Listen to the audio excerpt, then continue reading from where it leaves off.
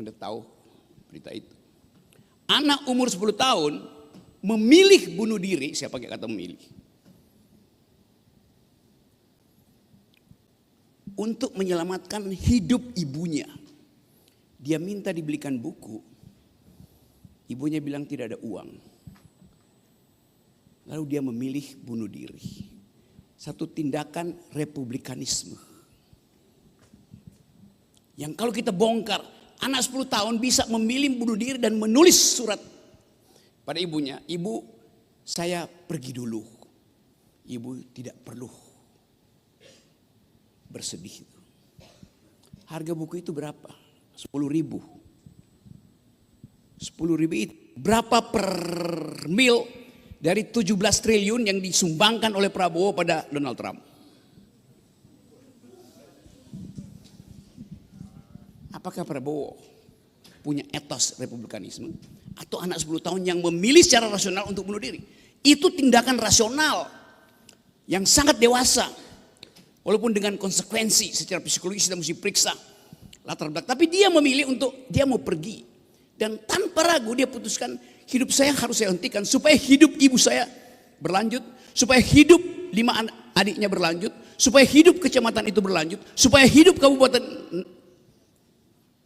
di NTT berlanjut. Supaya publik mengerti bahwa ada yang gak beres dengan urusan republik. Di belakang uraian Presiden Prabowo ada kecemasan tentang kemungkinan demonstrasi.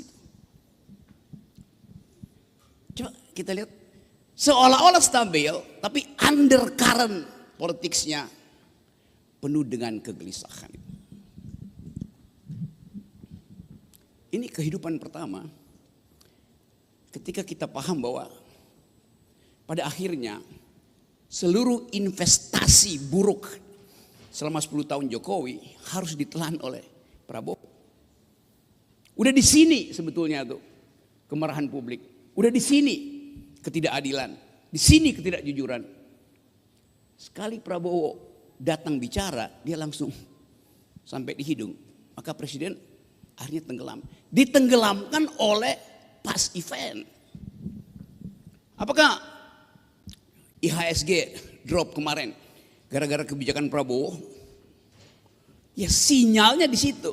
Tapi ini akumulasi dari pemalsuan dokumen, dari goreng-goreng saham tuh selama 10 tahun.